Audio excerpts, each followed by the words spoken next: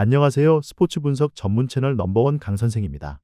수년간 스포츠 분석을 하면서 쌓인 노하우들을 많은 인원들과 함께 소통방에서 공유하고 있습니다. 스포츠는 매번 적중할 수 없습니다. 거짓 채널들에 속지 마시고 강 선생과 함께 소통하실 분들 환영합니다. 매일 프로토 배트맨 위주로 분석해서 공유 중이며 사설토토는 사절입니다. 1월 6일, 7일 국내 경기, 해외 축구 7경기 분석 시작하겠습니다. 첫 번째로 울산 모비스 대 부산 KCC 경기 알아보겠습니다. 먼저 모비스는 처참한 성적과 함께 암울한 시즌을 보내고 있다. 1옵션 해먼즈가 꾸준하게 제 몫을 다하고 있고 에이스로 거듭난 서명진이 쾌조의 컨디션을 보여주고 있으나 사실 이게 전부다.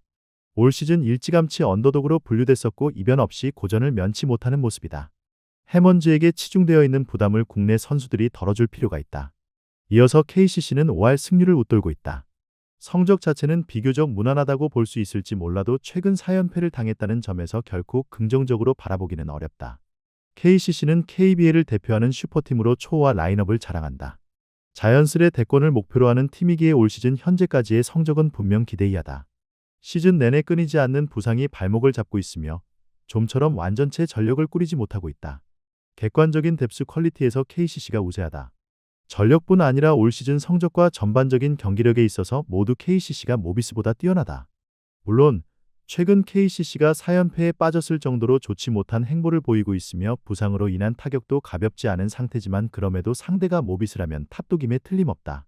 KCC로서는 연패 탈출이라는 강력한 동기부여를 가지고 있고 충분히 고점의 폼을 보여줄 수 있는 상대를 만난 셈이다. 끝내 KCC가 모비스를 상대로 판정승을 거둘 것이다. 이번 경기 부산 KCC 승을 추천합니다. 핸디 언어버 및 최종 조합은 고정 댓글 링크를 통해 가족방에서 확인해주세요. 두 번째로 한국전력 대 OK저축은행 경기 알아보겠습니다. 먼저 한국전력은 1월 3일 KB손해보험 원정 경기에서 승리를 거뒀다. 베논이 27점을 올리며 맹활약했고 김정호가 15점을 올리며 힘을 더했다. 비록 현재까지의 성적이 크게 인상적이라고 보기는 어렵지만 최근 4경기에서만 3승을 쓸어담았을 정도로 흐름 자체는 대단히 좋다. 주포 베논이 꾸준하게 제 몫을 다해주고 있으며 직전 경기에서는 토종 에이스 김정호도 부상을 털고 돌아왔다. 이어서 OK저축은행은 1월 2일 우리카드와의 홈 경기에서 2대3 패배를 당했다. 디미트로프가 21점, 전광인이 20점, 오데이가 16점을 올리며 삼각편대가 활약했으나 승리와는 연이 닿지 않았다. 지난 시즌보다 분명 한층 업그레이드 된 것이 사실이고 실제로 시즌 초반 모습도 대단히 좋았다. 하지만 최근 4경기에서만 3패를 당하는 등 최근 흐름이 좋지 못하다는 점에서 마냥 긍정적으로 바라보기 어렵고 이 기간 5할 승률도 붕괴됐다. 기본적으로 두 팀은 전력 차가 크게 난다고 보기 어렵고 올 시즌 순위도 한 계단 차이다. 하지만 최근 흐름과 분위기 모두 한국전력이 좋은 것이 사실이다. 한국전력은 시즌을 거듭할수록 우상향 곡선을 그리고 있는 반면 OK저축은행은 우하향 곡선을 그리고 있다. 올 시즌 3차례의 맞대결에서도 한국전력이 2승 1패로 우위를 점하고 있으며 모두 홈팀이 승리한 바 있다. 홈코트 2점을 갖는 상승세의 한국전력이 OK저축은행을 상대로 판정승을 거둘 것이다. 이번 경기 한국전력 승을 추천합니다. 핸디 언어버 및 최종 조합은 고정 댓글 링크를 통해 가족방에서 확인해주세요. 세 번째로 GS칼텍스 대 페퍼저축은행 경기 알아보겠습니다. 먼저 GS칼텍스는 1월 3일 현대건설 원정 경기에서 3대1 승리를 거뒀다. 실바가 양팀 합쳐 최다인 37점을 올리며 맹활약했고 유서연이 17점을 올리며 힘을 더했다. 성적 자체는 크게 인상적이지 않지만 최근 흐름이 나쁘지 않다는 점은 긍정적으로 바라볼 수 있다. 실바라는 리그 최고의 용병을 보유했고 이와 쌍포를 이루는 레이나도 부상을 털고 돌아왔다. 국내 선수들의 활약이 아쉽긴 하나 토종 에이스로 거듭난 유서연을 비롯해 포텐 자체는 리그에서 가장 크다고 볼 수 있다. 이어서 페퍼저축은행은 1월 2일 IBK기업은행과의 홈 경기에서 1대3 패배를 당했다. 조이가 25점, 박은서가 19점을 올리며 분전했으나 역부족이었다. 페퍼저축은행은 5할 승률을 한참 밑돌며 고전을 면치 못하고 있다. 시즌 초반 깜짝 돌풍을 일으키며 상위권 경쟁을 펼쳤으나 시즌을 거듭할수록 팀 성적 그래프는 우하향 곡선을 그렸다. 최근 9연패 수렁에서 빠져나오며 한숨골 났지만 흐름을 이어가지 못하며 다시 패배의 쓴맛을 봤다. 조이가 분투하고 있지만 사실 이게 전부다. 시마무라의 폼은 급격하게 떨어졌고 무엇보다 국내 선수들의 활약이 너무 좋지 못하다. 두 팀 모두 우승권 전력이라고 보기는 어렵다.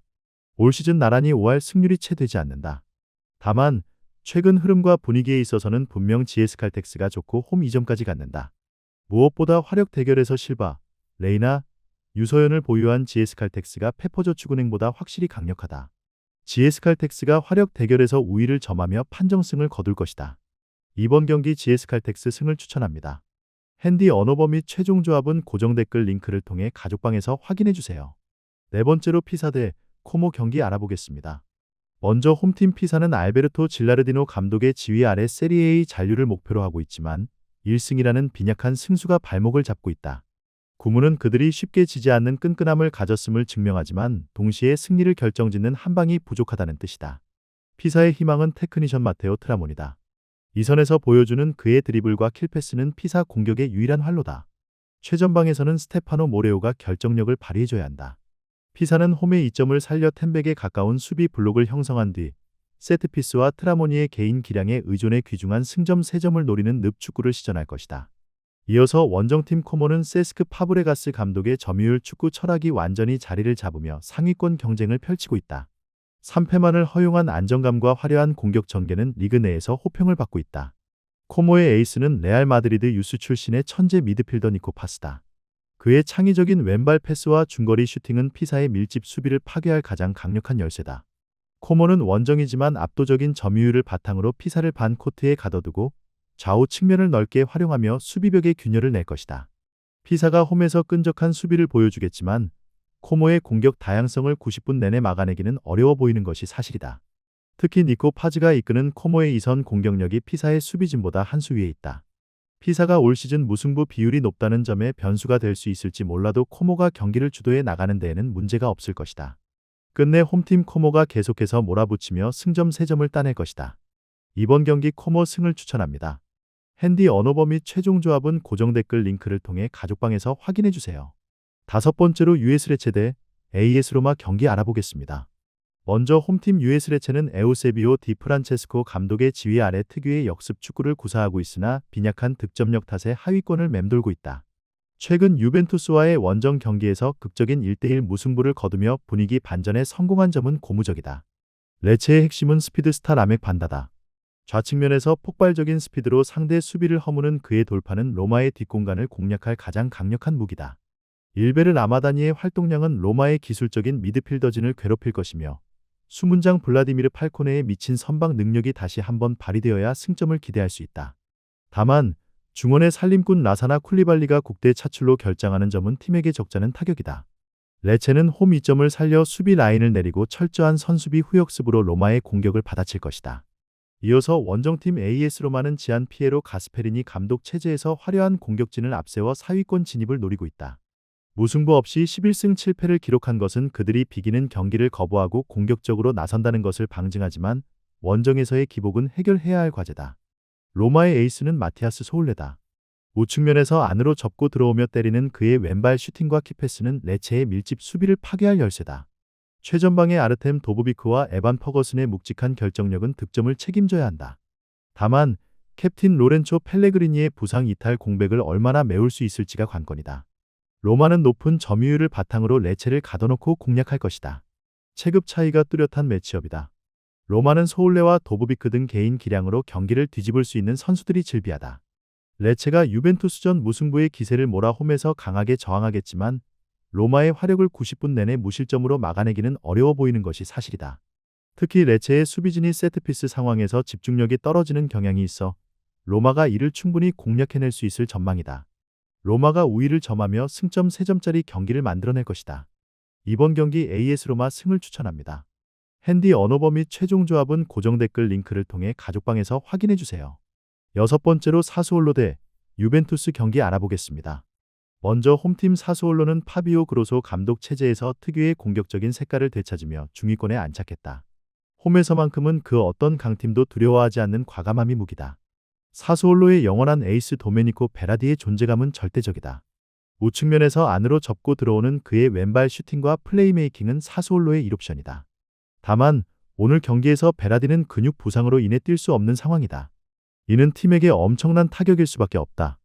프랑스 특급 윙어 아르망 로리엔테의 폭발적인 스피드와 드리블은 역습 상황에서 유벤투스의 뒷공간을 파괴할 치명적인 창이다.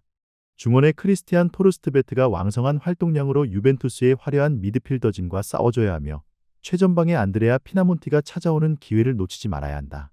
사수올로는 수비 라인을 내리기보다 맞불을 놓으며 난타전을 유도해 유벤투스를 당황하게 만들 전략을 쓸 것이다. 이어서 원정팀 유벤투스는 루치아노 스팔레티 감독의 지휘 아래 견고한 조직력과 점유율 축구를 장착했으나 육무라는 기록이 말해주듯 상대를 압도하고도 비기는 경기가 다소 많았다.